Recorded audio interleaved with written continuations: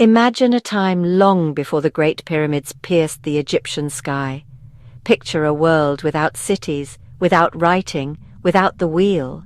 This was the world of our distant ancestors over 11,000 years ago. In what is now southeastern Turkey, small bands of hunter-gatherers roamed a landscape far greener than it is today. They followed the wild herds of gazelle and aurochs. They gathered wild wheat and pistachios from lush, rolling hills. It was a world governed by the seasons, by the sun, by the moon, and by forces we can now only guess at. But these were not simple people, driven only by survival.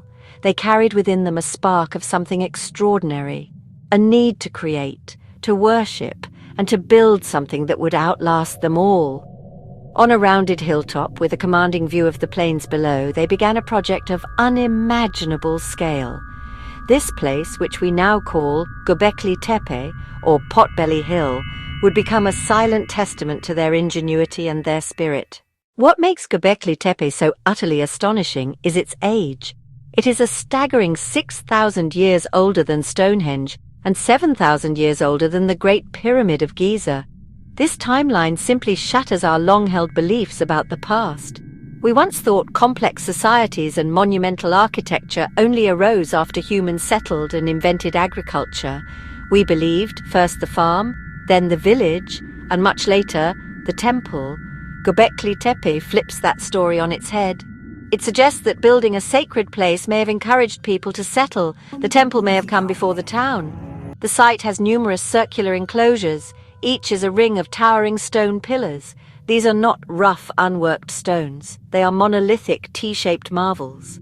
Some stand over 5 meters tall and weigh many tons. They are stylized human figures, hints of arms carved along their sides, hands pointing toward their navels.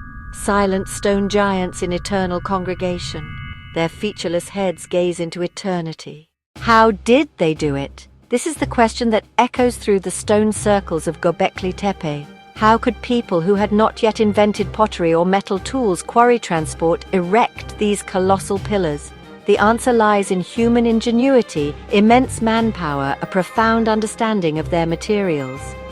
The builders did not have to travel far for their stone. The limestone quarries were right there on the same hillside, sometimes only a few hundred meters from the enclosures where the pillars would stand. They knew the rock intimately, understanding its grain, its weaknesses, and they exploited this knowledge with remarkable skill. The process began with a small army of workers, using tools made of sharpened flint, one of the hardest stones available. They painstakingly chipped away at the limestone bedrock, carving deep trenches around the pillar outline to isolate it from the surrounding stone. This was not quick work.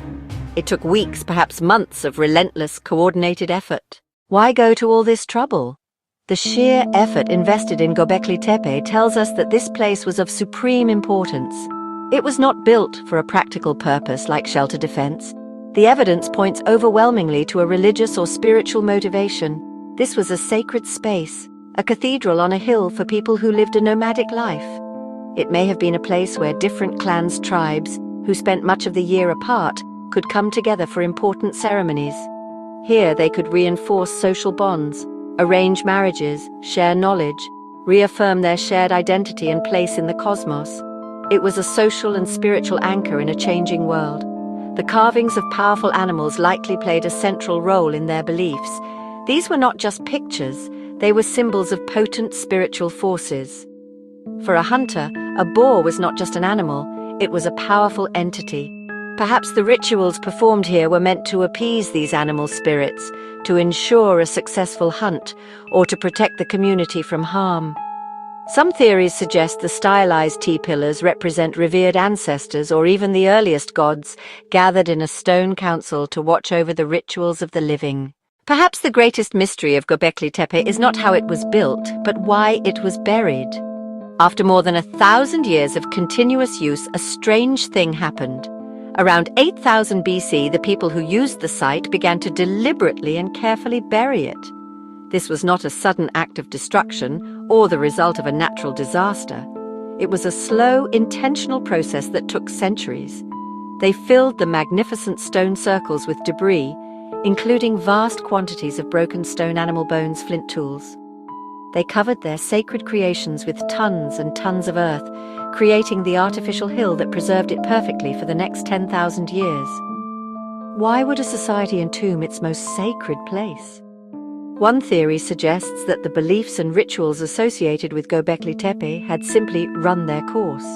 Religions evolve, gods can be forgotten. Even with all that we have discovered, Göbekli Tepe asks more questions than it answers.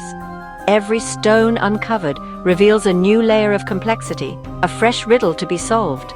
We still do not know who the T-shaped pillars are meant to be. Are they gods, ancestors, mythical beings? Their blank, featureless faces guard their secrets, offering no easy clues.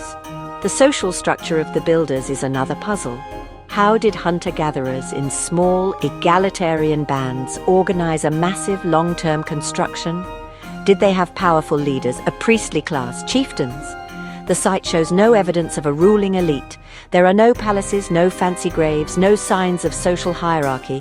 It seems to have been a collective effort. Understanding organization without statehood or kingship is a key challenge for archaeologists. Göbekli Tepe fascinates us because it is a direct message from a lost world. It is a profound connection to our deepest, most distant ancestors. When we look at the carving of the fox and the carving of the crane, we are looking through the eyes of people who lived over 11 millennia ago. We feel a sense of shared humanity, a recognition that they, like us, were driven by a need to understand their place in the universe, to create meaning, and to build something that would last longer than their own lives. They were not primitive brutes. They were thoughtful, artistic, and spiritual people, and Göbekli Tepe is their grand statement. The site challenges our modern sense of superiority. Ultimately, Göbekli Tepe is a mirror.